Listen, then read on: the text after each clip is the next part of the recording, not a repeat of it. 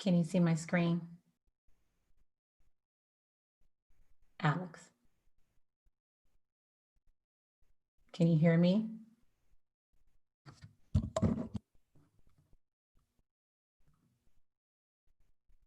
Alex, can you hear me?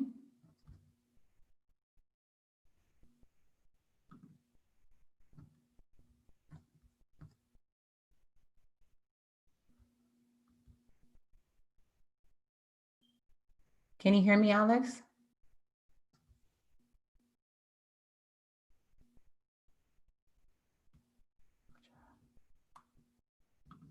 Yeah, you can hear me? Yeah, I was like, Great. oh no. Were you able to see my screen? Let me start sharing it again. Wait, let me see, because I was just getting out the bathroom. Okay. I see 3-day redemption. That's what I see. I Okay. mean, So 30-day. My bad. can you see my screen now? Yes, I can. Okay, perfect. Right.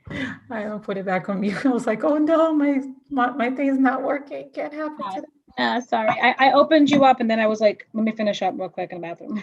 No worries. Okay. Thank you. You're welcome.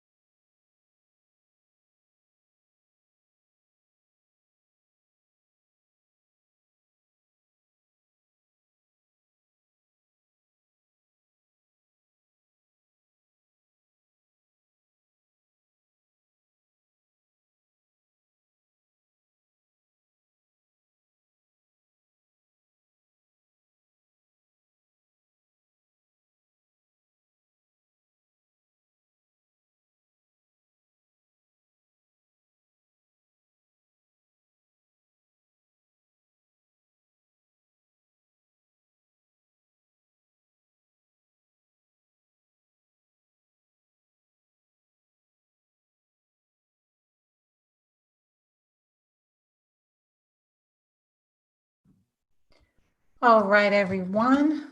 Welcome to the 30-day redemption. I am your host, Rafaela, and today we are on the 5th day of the Mind segment for our 30-day redemption. And for those of you who are new, welcome. For those of you that are returning from last April, welcome back. Today we're going to be talking about creating a new future when things look impossible. Um, we're going to go ahead and get started and see here. So I want to just go over a quick disclaimer here with you. So the opinions expressed in this presentation are those of the presenter. They do not purport to reflect the opinions or views of 30-day redemption or its member, officers, staff, partners, or advertisers. So creating a new future when things look impossible.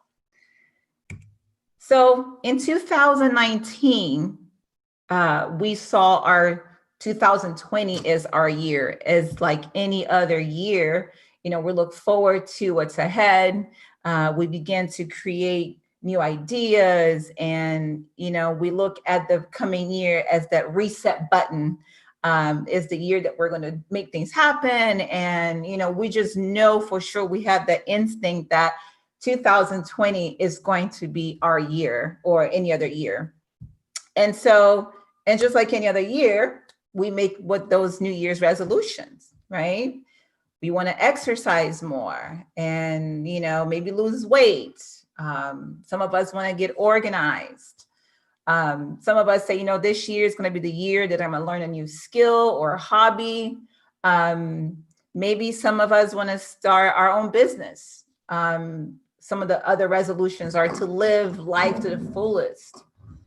Maybe the beginning of the year, you were thinking about you wanted to travel more or maybe read more. I know I'm a reader, and every year I put together a list of books that I want to read. Maybe you wanted to do volunteer work. This is the year that you decided that you wanted to do some volunteer work. Or maybe this is the year that you thought about you wanted to be less stressed. I'm going to take it easy. I'm not going to stress myself over different things. I'm just going to take it easy. So all of these sound familiar to most of us. I think a lot of us do share a lot of these resolutions every year that we make. That things that we want to kind of tackle as the year starts. Is just something about that beginning of the year that makes it, more concise, more exciting. So, however, so far in 2020, we've had a lot of challenges, ranging from pandemic to racial tensions. And just to name a few, as we started the year on January 7th, the World Health Organization is notified of the novel coronavirus.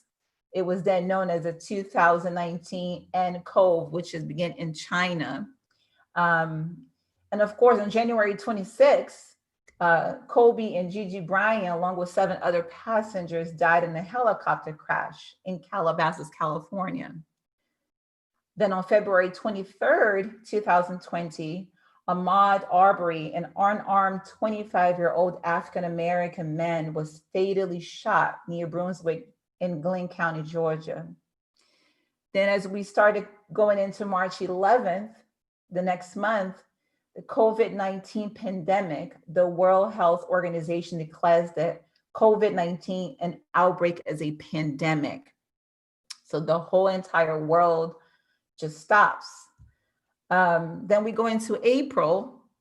The US goes on lockdown due to the COVID-19.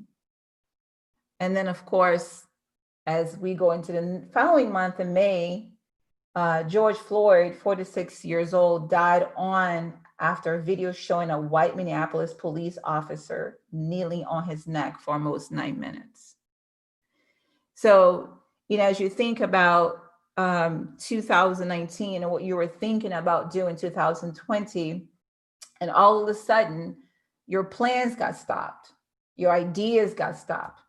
It seems as though as 2020 began, every month we're dealing with a new challenge, with a new crisis that are happening in the world. And we're now entering June with perhaps lots of anxiety, maybe fear.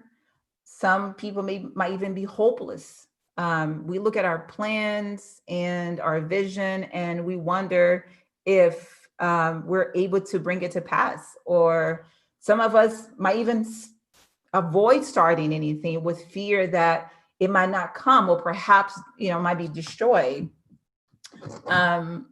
So, in times like this, when there's a lot going on, it seems as though every month something is happening. As we're entering June, we probably start thinking, what's next? What could possibly happen in the month of June? Is 2020 going to be it's going to be that year that every month we're going to be dealing with something that is either tragic or is going to make us anxious? What is it that we should be expecting? And as we go into the month of June, we don't know what could be happening. We don't know what's ahead of us, right? However, one of the things that I've discovered is that even in in chaos, there is fertility. So, you might be wondering, gosh, can I continue to create?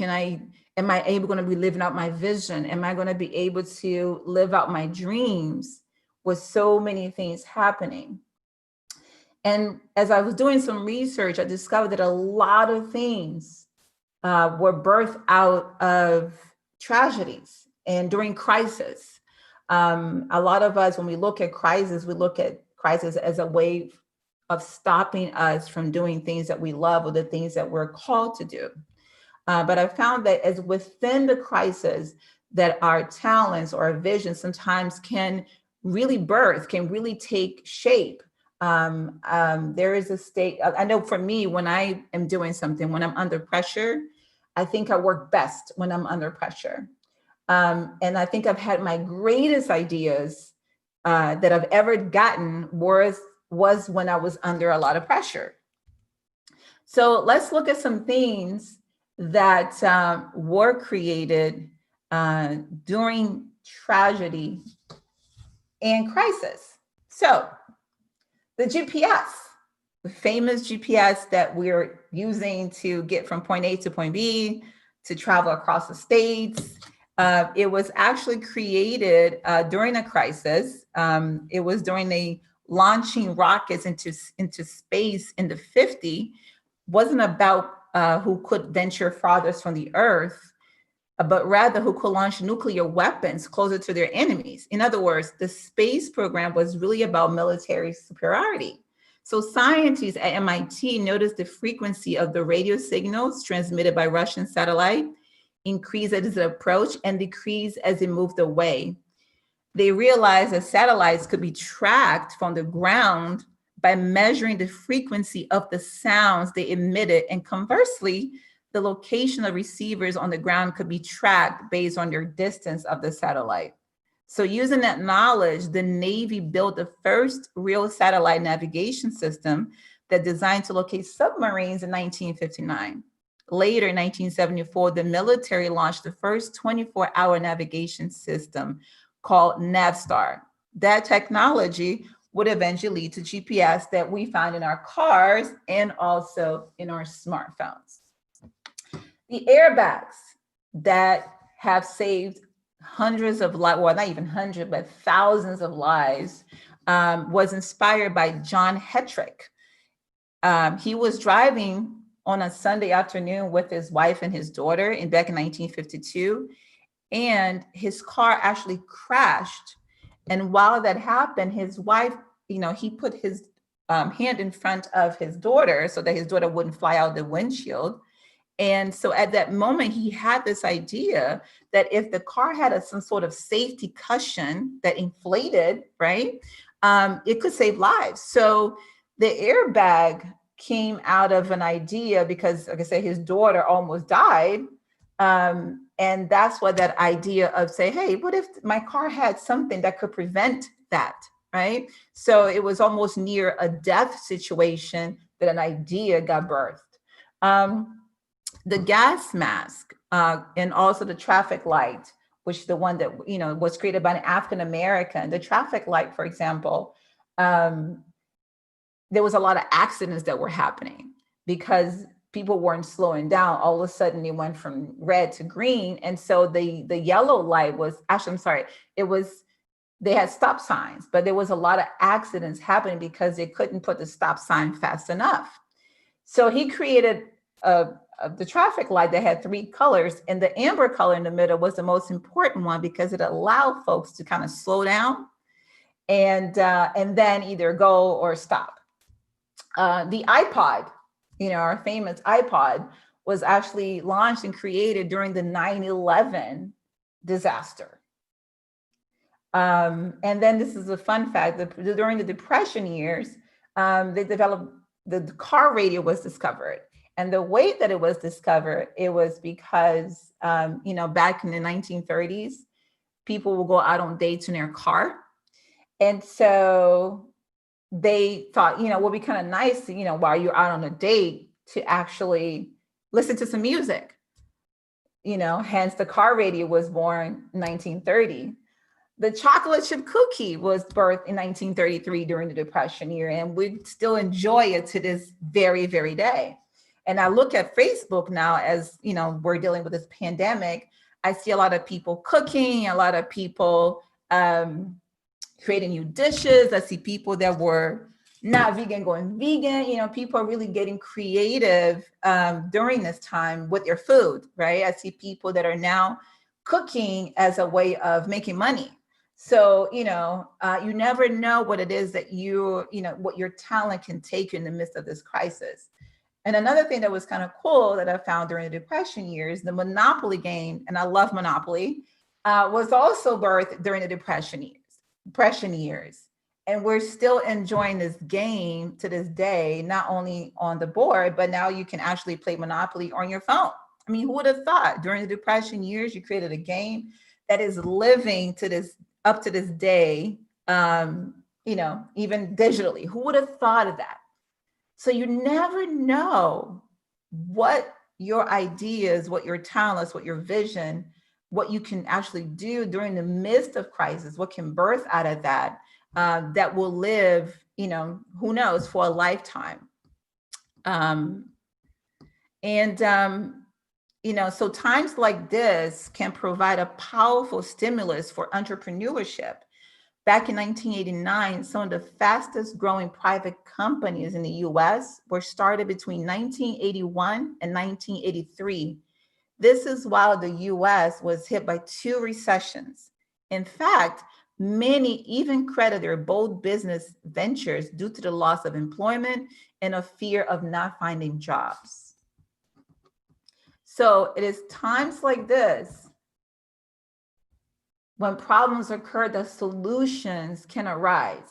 Hence why this is one of the best times for you to be inventing, for you to create new ideas, or for you to even take those ideas that are inside of you and bring them to life.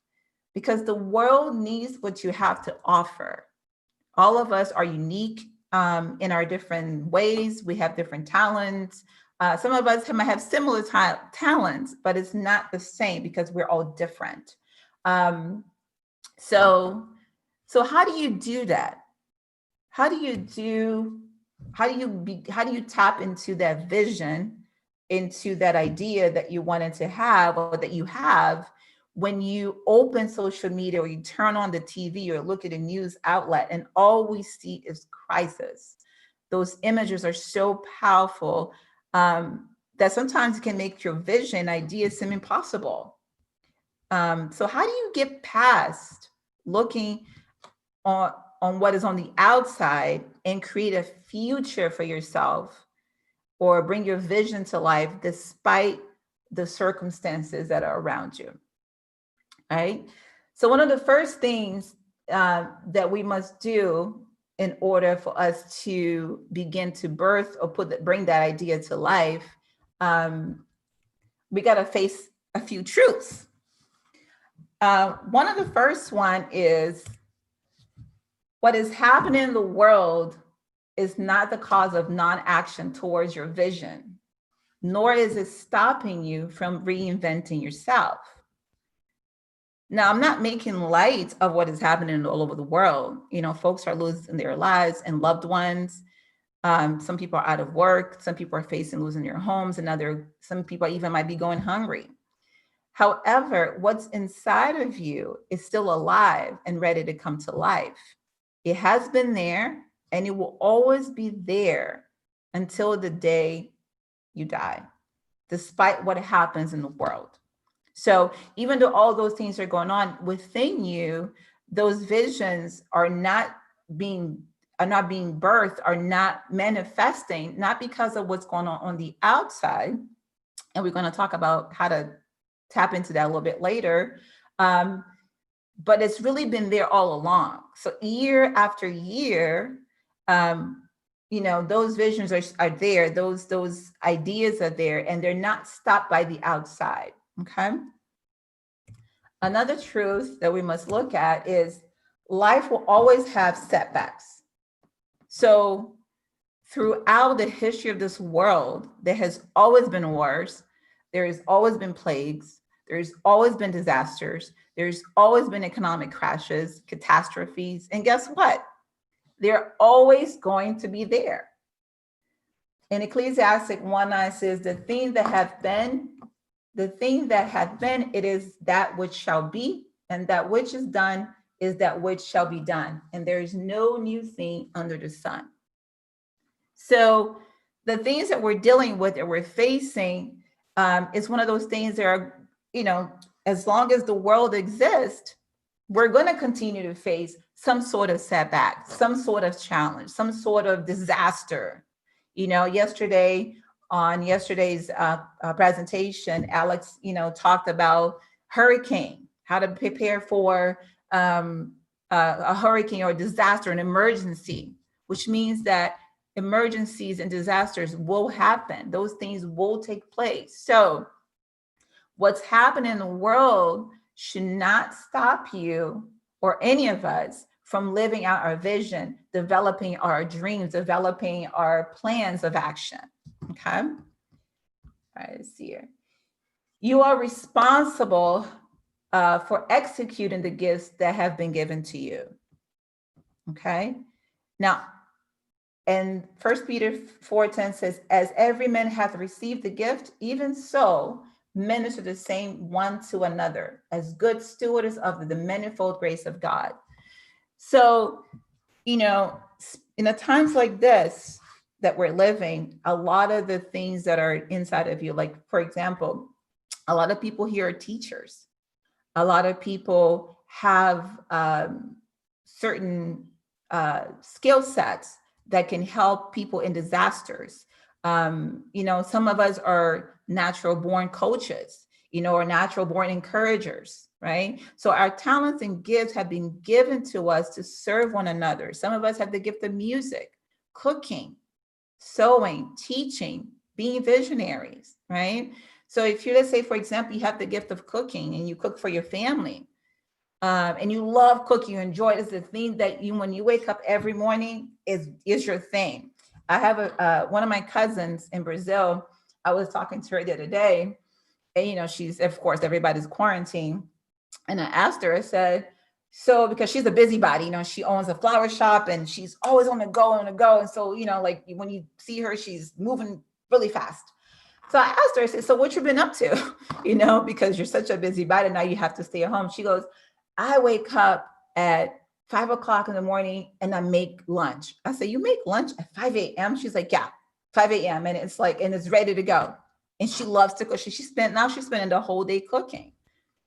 So, as I thought about that, I'm like, wow, here she owns a flower shop, is what she's done all her life. But now she's spending most of her day cooking, which is something she loved, but she never maybe thought as an idea to execute as a way of helping others in this time as well. People, maybe some elderly people don't have anybody to cook for them. Maybe she can start a business by making food delivery. So in times of crisis, a lot of our gifts, and even gifts that we didn't even know we have, will come to life. Okay. Now, in order to do that, you might be saying, but I get it. I know I have my vision. I have ideas, I'm dealing with a lot, how do I stop the noise? How do I begin to develop my idea when all these things are going on in the world, when every day is either the news or someone sharing, someone calling and telling you what's going on, someone sending you information on Messenger and saying, oh, look what's happening on this city, look what's happening over here. How do we stop that noise and tap into the vision that has been given to us to execute regardless of what's happening on the outside? How do we hit that reset button? How do we go back to zero and start to go in and tap into that space where a vision lies? Okay.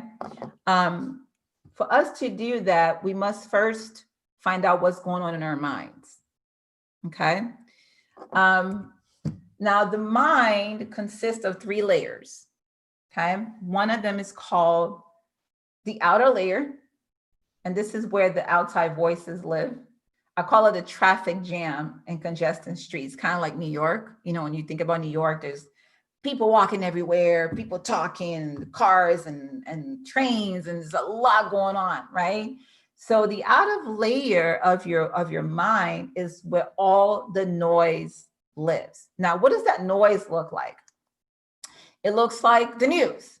It looks like, you know, what you hear on TV. It looks like people telling you, you know, hey, I see Jabrita there. Hey, Jabrita, you know, this idea of your book, that's not going to work. It's not going to happen, you know, or it could be, you know, people talking about who you are. It could be so many different things, and it's all going on at the same time. And not to mention, those noises are also your voices. The voices that you're telling yourself that you're not good enough, or I don't think it's a good idea. This is not the time to do that, or I don't have enough money, or you know what, this, all this that's going on, and all of this is going on in the outer layers. The crazy thing about the outer layer of our minds is that we make most of our decisions based on what's happening there. So, you know, let's say you ask your mother, hey, I want to start this new venture. And you're like, are you crazy? Are you kidding me? That's not a good idea. And you listen to it.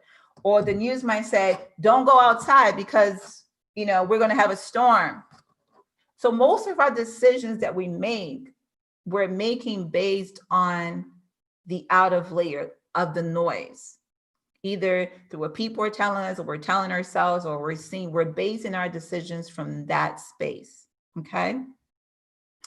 Now, the middle layer, this is where our past experiences live. This is where our failures, our setbacks, everything that ever happened to us, good or bad in our lives, lives here. And what separates the middle and out of layer is a line called doubt. And we're going to, you know, go over it a little bit more as well. Okay. So the middle layer of your mind, this is where all your past experiences live. So your failures, the things that you did that were good, the things that you did that were bad, all of it lives right there. Now, a lot of us sometimes will get to that space in our minds, but because depending on what is going on there, we run right back to the outer layer of our minds, and we'll go over that in just a second too. Now, what separates us from, and I'll go over that. So let's talk about the core.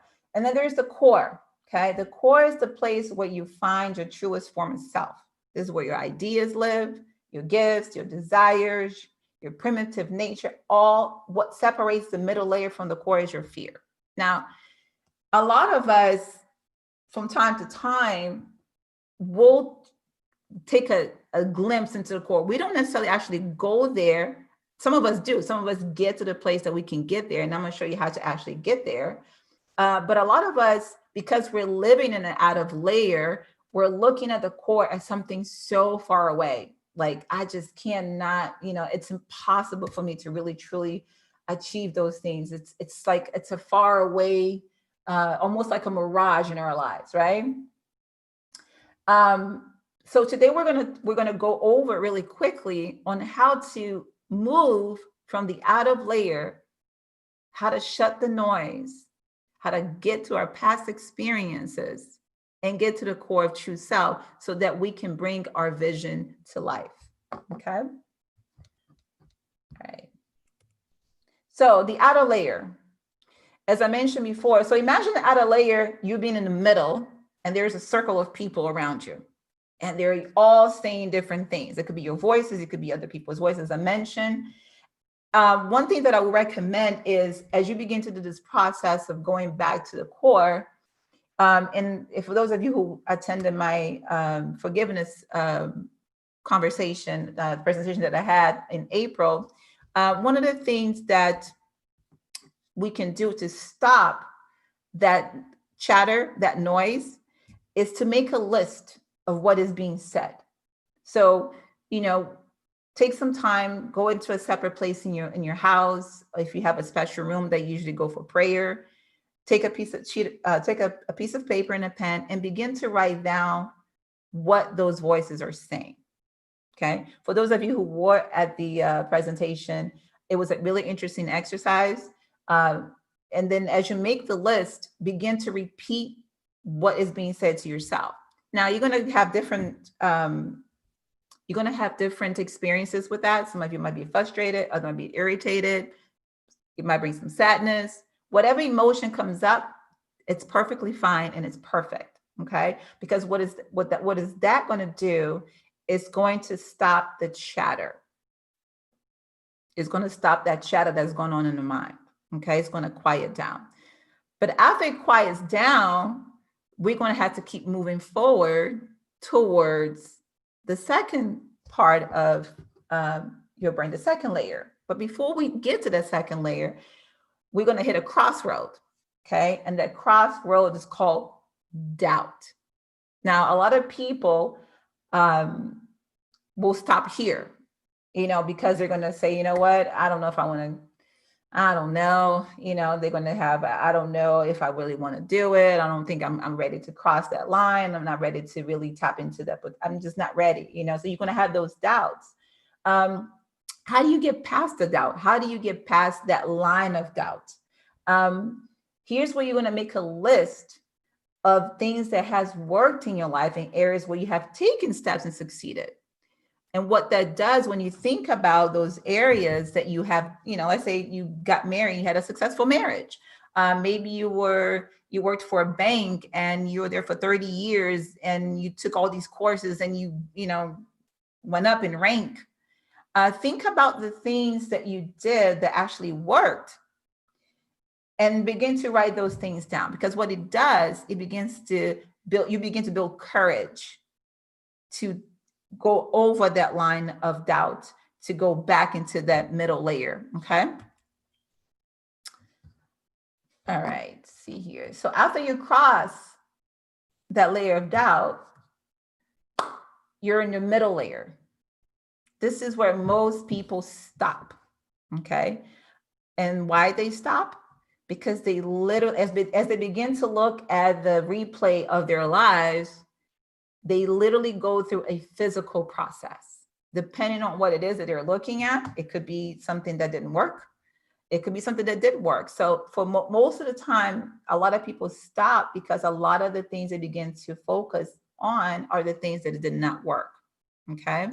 So a lot of people stop here. And of course, right outside of that, it's one more crossroad that most people, as they get here, they're like, I'm not crossing that. No way, no how. After I've seen this, I'm going back. Okay. And what that crossroad is the second crossroad of fear. And it's one of the crossroads that most people can say they stop, they go back, and they don't return. They never get to their core, because whatever they're looking at, whatever they're feeling physically is so strong that they think is actually really happening. And it's not, right? So one of the exercises as you get to that crossroad of fear, as you look at the things that in that middle layer, begin to write down what you're feeling as you're looking at them, and write it down as if you're describing it to a doctor. So if the doctor was asking you, hey, what are you feeling? What's going on in your body? Well, it hurts right here. Oh, my heart is beating fast. I feel this little, begin to describe to yourself. So let's say you're looking at something in your life and all of a sudden your heart beats fast and your throats get dry, right? I know there are certain things when I think about, my stomach goes into a knot. And all of a sudden, I shut down, right? So when you begin to describe and to yourself, or write it down, or even maybe you can start talking to yourself, my stomach is going into a knot, my heart is beating fast, my hands are sweaty, or, I'm sweating under, above my lip. Begin to describe to yourself, what is it that you're actually feeling? Okay? Because what's happening is fear will have you think that something is about to happen to you, and there's nothing happening. It's just, your feelings. It's just your body going through an emotion. Okay. Fear is false evidence appearing real. Fear doesn't exist in reality. Okay. The scripture says, for God had not given us a spirit of fear, but of power and of love and a sound mind. So fear is a spirit. It doesn't exist in the physical. Okay. So when you are dealing with anything that scares you or that frightens you, begin to describe what that is. Begin to speak, begin to say, I am feeling this is what's happening. And you're gonna see that what's really happening is your body going through a process, that what you're thinking about, what is coming up, it doesn't exist. It's not there. It's not real. Okay. All right. So when you get past, at this point of the exercise, as you do this, you finally get to that space. Everything shuts down. Everything quiets down. You've crossed that line of fear, and you now get to see your core. You get to see who you are. Your gifts, your dreams, your talents are there, right? And it should be really an amazing space to be, because you should get excited about it, right? And as you do this exercise, you might not get it the first time around. You might try to do it 2 or 3 or 4 times, but and you might stop in the middle layer. You might be too much to bear. That's okay. Go back, do it all over again until you get to cross those layers of your mind and get to the core of who you are, so that you can discover your gifts, your dreams, and your talents. Okay. Now, as you get to that core, as you get past the fear, get past the layers, shut down the noise, the next thing to do, and if some of you want to take a pen, a piece of paper, we're going to replay this later, but if you want to take a pen, a piece of paper, you can actually write some of this down. We can do this exercise together. But now is the time, now that you got to the core, it's the time to create what we call a possibility for your future, right? So one of the things you might want to do, right, now that you got to the core and you've seen your gifts, what is an area of your life that you really want to see a difference? What is something that, as you're looking at your life right now, something that you want to take on, that you want to see a difference? It could be the area of health, could be career, could be relationship, area of family, maybe business, starting a new business, maybe the area of finance, maybe living situation, maybe you want to get a new home, maybe you want to improve your quality of life, maybe it's religion or spirituality, maybe you haven't maybe spent as much time as you like, devoting to your faith. It could be communication. Maybe you want to work on your communication. Maybe you want to boost your confidence, or maybe you're not having enough fun.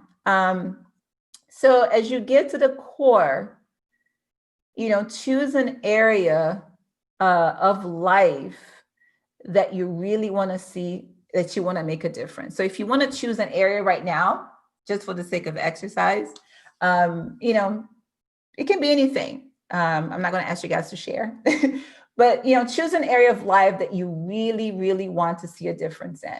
Okay. The second thing you want to do is, as you look at that area of life, think about what you have been doing or not doing in that area. So for example, right, let's say if I picked health, or maybe losing weight is my go-to, is the area that I want to work on. So, I've been going to the gym, but I'm not eating properly, right? Or I have a savings account, but have not created a spending budget, right? Or I bought a domain name for my idea, but I haven't done any research on the field, okay? So, think about what you've been doing and not doing in those areas, and write it down. This is a time to be honest with yourself. The time that you're saying, now I'm at the core, I got my gifts in front of me, I picked this area that I want to work on, and let me think about what it is that I've been doing and not doing in that area, because now it's time for us to take action, right? All right. And as you look into what you've been doing, not doing because of it, think about what you already have and don't have. So, because I've been going to the gym, but I haven't been eating healthy, I might have a built body, but I'm not necessarily in good health because I've been eating poorly, right? I have that savings account, money is going in there, but I don't see any increase, not going anywhere, right? I bought a domain name of my idea, but I still don't have a business, right? So think about, as the things that you're doing and not doing, out of that, what you have and don't have, okay? Now, as you write that down, as you think about that, as you look at that, how do you feel about it? What feelings come up for you? You feel frustrated. Maybe you could be upset. Like, gosh, I'm doing all this work, but I still haven't gotten here, gotten there. Maybe you feel hopeless. Maybe you say, you know what? I've tried this too many times. I'm done, right? Or maybe you just don't care. Maybe you got to the point where you're like, who cares, right? Or maybe just discouraged. And the interesting thing about this is that although we might feel this way, some of us could be okay with that. We might not like it, but guess what? We have gotten this far in life without it. And some of us will never take action in those areas, because guess what? There are other areas of your life that are working. So you might say, well, I got a good job, I got a family, I'll just leave that business to the side. You know what? I'm not really care about losing weight. My family's always been that way. It's just the way it's going to be. Diabetes runs in my family. This is how it's going to be, right? So, but remember, this is an area of your life that you're passionate about, that you really, and that when you go to bed, when you wake up in the morning, there's that nagging voice that says, hey, when are you going to do something about this dream, this vision, right? So, but how do we get there? How do we get to, you might have all these things, what could you possibly do? Like, you try so many different things, but you haven't been able to be successful. Normally what happens is in life, it's not that we've done something wrong, but it could be something that might be missing. That could make a difference, right? So what could be missing if it were present that could make a difference in taking action in that area of your life? Does anybody know who this is? Anybody know? Michael Jordan. All right, that's Jordan, right? Who doesn't know who Michael Jordan is, right? So here's a fun fact about Michael Jordan. So Michael Jordan, when he was drafted to the NBA for, to play for the Chicago Bulls, he was deemed as one of the best, right? The dude could, as you can see, he could fly, to a net. I think he's the first one to ever be able to do that. So, Michael Jordan, every game he played, he was MVP. Like, everybody would stop to see Mike, to see Mike fly, right? But the interesting thing, even though Michael Jordan was scoring so many points, he was hitting those nets, he was MVP, the Chicago Bulls weren't winning any games, period. How could you have the best player in the world and not win a championship? I'm sorry, not games, but championships. So what Michael Jordan began to do after each game, he began to look at the replays of the game, because he wanted to see what is it that was missing that needed to be implemented that could help them win a championship. And he will do this every game. He will watch the replays to see what was missing. And what he discovered as he was watching those videos is that he wasn't passing the ball to his teammates. He was just, you get the ball, and he would just run with it. Because guess what? He was Mike, right? So when he realized that he wasn't passing the ball to his teammates, he began to, the next game, he began to do so. And as he became a team player, guess what happened? The Chicago Bulls began to win championships. And then another one. And then the following year. And then the following year. Okay? So there was nothing really wrong. What was missing was him being a team player. So what's missing is a way of being, is a shift in mindset, is living the end result in your mind as if you were here today, is who you get to be now. So as you go over the exercise of what's working, what's not working in the area of your life, when you get to the core, as you then begin to look at the area that you want to work on in your life, and you look at what's not working in an area, what you've been doing and not doing, right? And how you're feeling. So if that was present in your life, who do you get to be? So let's say, for example, let's say the relationship is something that you want to work on in your life.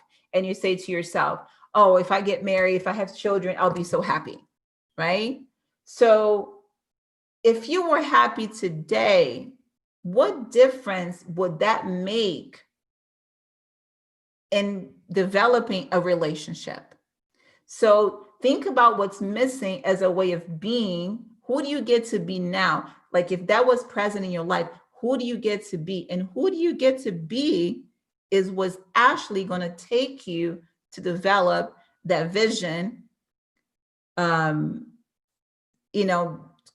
tap into that space or that idea, because you're being that already in your life. So it's not waiting for it to happen. It's being that is a mindset that you get to be that today. Okay. Now, here are a few ideas. Okay. As you begin to do this exercise, again, you can, for all the questions and that I have here, you can go back to the replay and write them down. But a few ideas. Write down your vision and share with someone you trust. And I got this from Habakkuk 2, chapter 2, 2-3. And the Lord answered me and said, write the vision and make it plain upon tables, that he that may run that readeth. For the vision is yet for an appointed time, but at the end it shall speak and not lie. Though it tarry, wait for it, because it will surely come. It will not tarry. So if God has given you a vision that is living inside of you, it will come to pass. It will surely come. Okay. Create a vision board. After you write down your vision, maybe you want to put a vision board together. Some of us I'm a visual person, so I like to kind of see the scene in my mind, right? Create a vision board. That is helpful. Then put together a plan of action. Okay. What steps are you going to take to beginning to fulfill that vision in your life? All right. Create a calendar in tasks for each day. I'm a calendar person. I even put on my calendar when I have to have lunch. Okay. So, put on a calendar. Today, I'm going to do this at this time. I'm going to make this call at this time. I'm going to research at this time. Put that in your calendar. Okay. Or create tasks for each day. Research your area of expertise. Let's say, for example, if you're reinventing yourself and you have the talent, what are other people doing out there?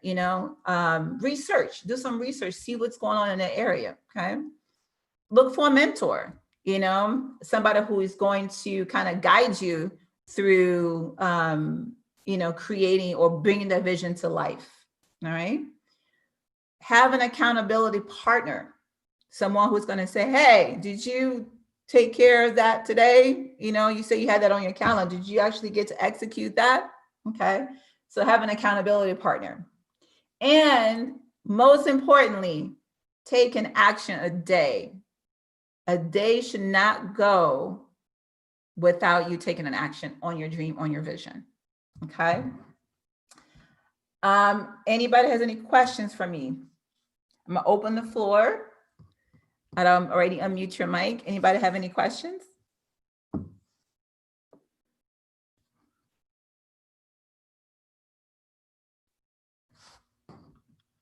No questions? If you do, you can unmute your mic.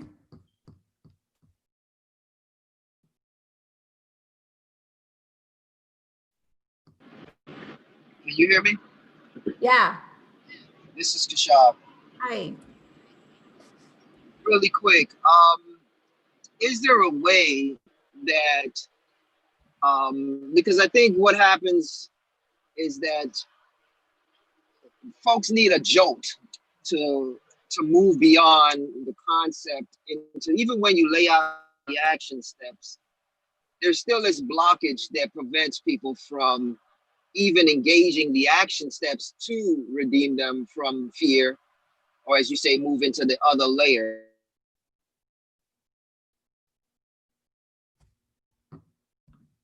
I think I lost you. Are you still there? What can them into action from the outside, even amongst us that are on the call? What can we do to make sure that people take action? And because one of my theories is that people are so accustomed to being instructed that they actually need to be instructed to take action. Is that what we need to do? So that's where the when you're at the out of layer and you're going towards the middle layer, okay? And I know I went kind of fast because of time. This is where I say you have to keep repeating yourselves, because people cannot get you past what's going on in your mind. They just can't. Like when it comes to going within, you have to take those steps, even if it is every single day, even if you have to repeat it, because only you know what's going on there. So folks can say, hey, you know, you can do some work. Folks can remind you on what you do, but only you can go and cross those lines. So you might want to maybe get somebody who holds you accountable for doing the exercise, but only you can actually go back into those layers and go back to the core. So the reason to look at the experiences that were good, because what it does, it eases the ones that are not. So you begin to have a little bit of encouragement. So if you look at things, so sometimes when I think, I look at, you know, back at things that I've done, and I begin to have conversations about things that I've done in my life, and I'm like, wow, I got to do this. Wow, you know, and I begin to go over those experiences. It motivates me to, you know, continue to move. But only you can go back into that space in your mind and cross those lines. If that answered your question.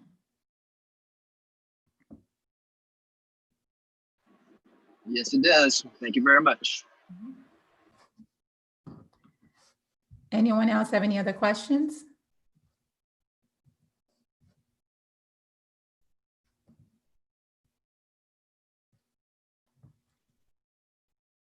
You guys are so quiet. Anything that you need to explain it that you didn't really understand, or you want me to go back and kind of go over it?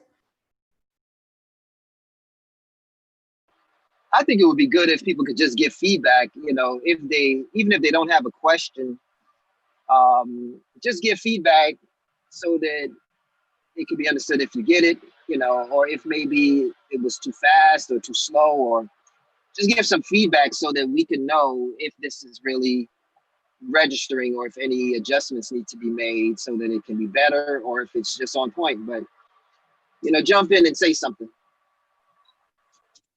Greetings. Well, oh, go ahead. I'll wait. I think that the presentation was very well put together. Um, for me personally, I think that all these things are things that I'm learning and I'm trying to implement, and I understand them, and I'm just trying to implement them as they're being presented. But I do think it was a great presentation, and for those who haven't been exposed to this type of thought or have these type of resources available to them, it could definitely make a difference. But I appreciate it. Thank you. Rafaela, could you go back to that slide with the explanation, the layers with the core? That right there, I think was really insightful. Mhm, Caught my attention. Yes, that one. mhm. Um, the outer layer and the doubt and the fear. Mhm. I don't know. That was just that was a very good point, and it's something I think is a picture to remind myself, when those doubts coming in is like, oh, hey, you're in this layer, jump back out, or that kind of stuff. But that right there, that explanation was really insightful. I never thought about it like that. Yeah. The And that's visual. a real thing. That's exactly what's happening in our brains. So thank you for that point. Absolutely.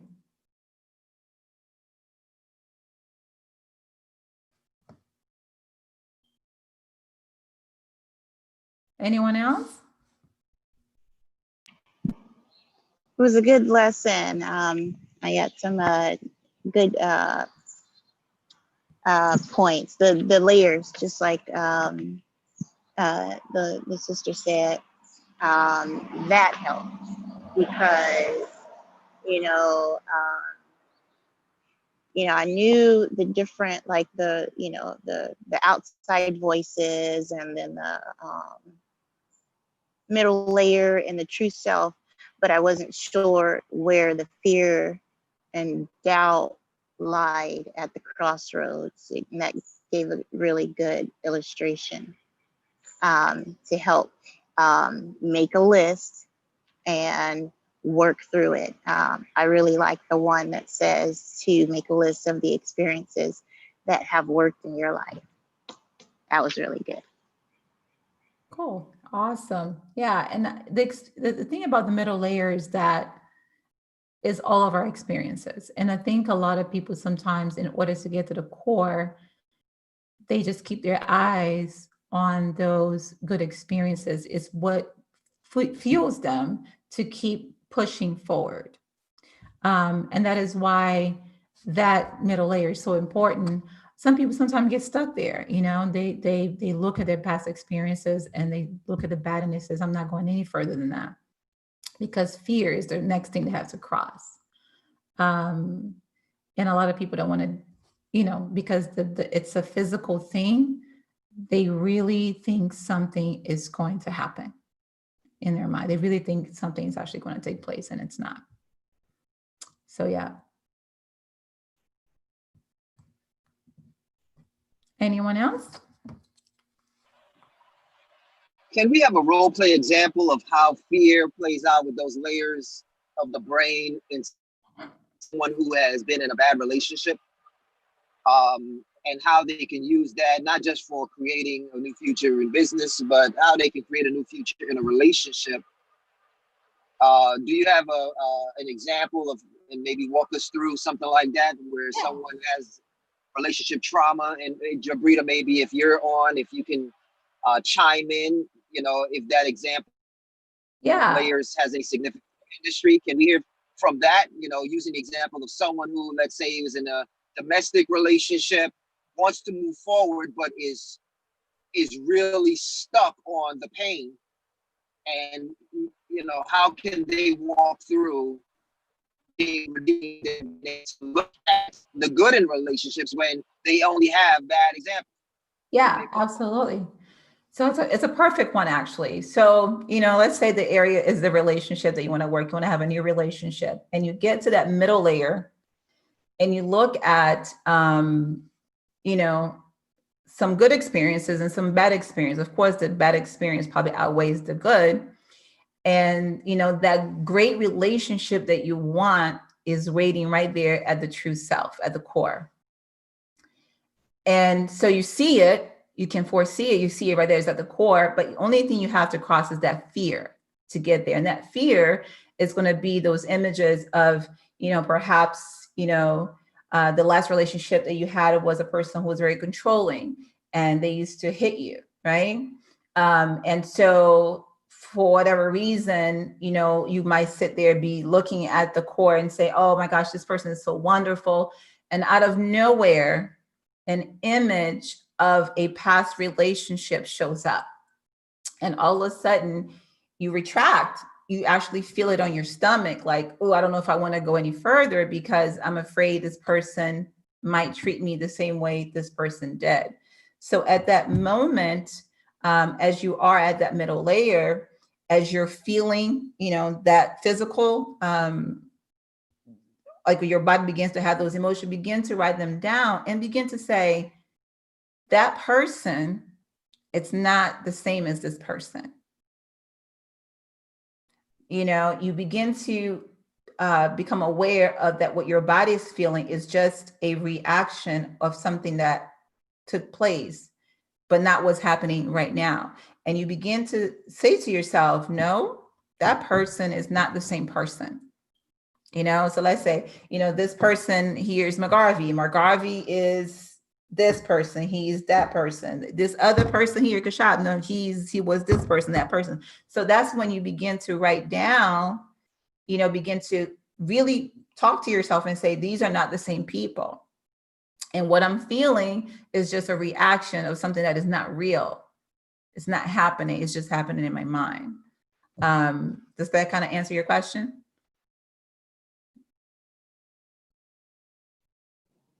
Well, that was helpful for me. Thank you.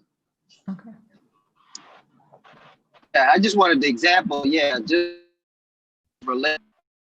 Someone can connect with it and see how to make it a practical thing. So, but yes, thank you. And I think maybe we can go further into that as we go into the future with some of the 30-day redemption or any of our workshops. I think people really need to work through these type of things.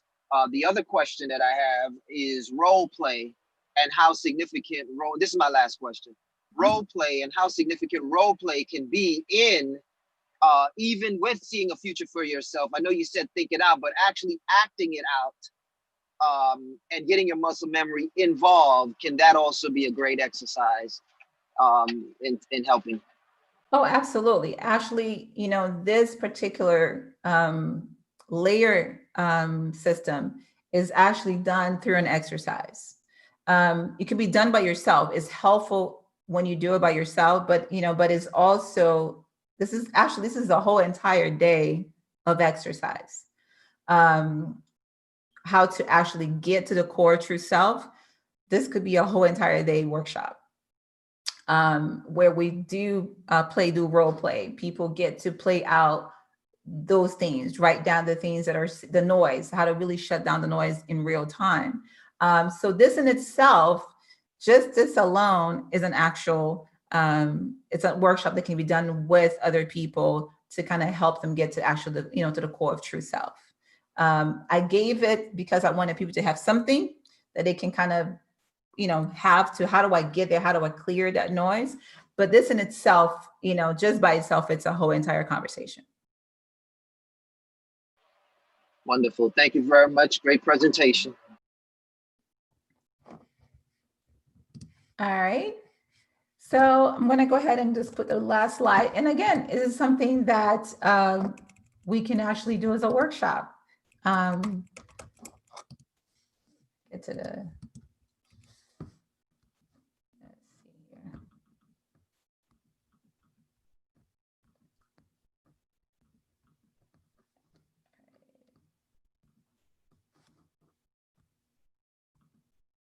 And, you know, if something that's interested, we can definitely do a workshop on just finding true self or going to the core true self. we can do it on a July 18th, 19th, and 20th. That could be a topic that we can actually go over. And if you're interested, you're going to receive an email to sign up. And, donate to this purpose. The various ways you can actually contribute to what we're doing. Could either go through PayPal, you can send us a money order, or you can donate through Cash App. We definitely do appreciate you guys showing up every day. Share our page with your friends and your family. Get them to sign up. Tomorrow we'll be back with day 6 of 30-day redemption. And I'll see you guys tomorrow. Thank you. Awesome. Thank Awesome. you. Take care. Thank you.